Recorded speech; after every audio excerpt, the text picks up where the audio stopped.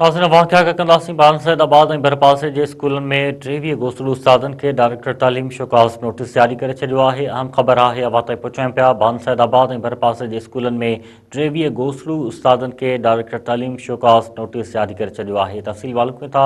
निज़ामुद्दीन गंभीर telephone line ते मौजूदु आहे। निज़ामुद्दीन, कहिड़ा तफ़सील आहिनि, आगाह कजो। हाँ जी बिल्कुल, मां तव्हांखे ॿुधायां त अॼु डायरेक्टर एजुकेशन हैदराबाद जेको आहे बांसदाबाद ऐं भरपासे जे स्कूलनि में विज़िट दौरान 23 गोसुड़ उस्ताद जेके काफ़ी ॾींहंनि खां न ईंदा आहिनि वेकेशन अवल बि उन्हनि खे शोकाज़ नोटिस जारी करे छॾिया। जॾहिं त मां तव्हांखे ॿुधायां त चीफ मॉनिटरिंग ऑफिसर ज़िले जामशोरे जे रिपोर्ट खां पोइ डायरेक्टर तालीम हैदराबाद मुमताज़ अली खड़ो शोकाज़ नोटिस जारी किया आहिनि।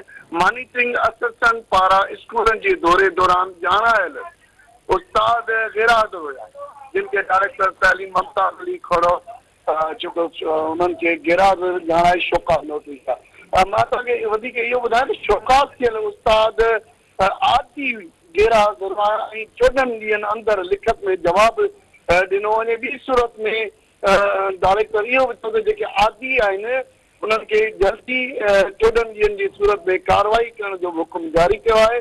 गैर हाज़िर ॼाणायल उस्ताद में माजिद अली, बिलावल ख़ान, अब्दुल करीम, अब्दुल रहमान, आमिर अली, अज़हर अली शामिल आहिनि।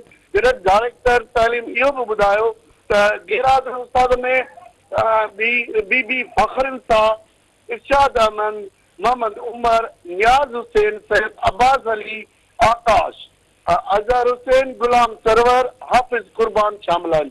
वधीक डायरेक्टर तालीम इहो ॿुधायो त गैर हाज़िर उस्तादनि में हाकिम अली, मोहम्मद बशीर, मोहम्मद असलम, मोहम्मद अज़ीम, मुख्तियार अहमद, नज़ीर हुसैन, शबीर अहमद, शहज़ाद अली उहे बि शामिल आहिनि।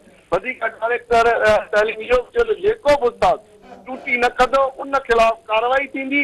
उस्ताद सचाई सां स्कूल में ड्यूटी कनि ऐं ॿारनि खे तालीम ॾियनि। डायरेक्टर तालीम मुमताज़ अली इहो बि चयो त जेको आहे सो डिस्ट्रिक्ट एजुकेशन ऑफिसर जामशोरो ऐं तालीम एजुकेशन ऑफिसर थियण खां पिणु हिन जी रिपोर्ट तलब कई आहे। जी निज़ामुद्दीन गंभीर, महिरबानी तफ़सील ॾियण जे लाइ।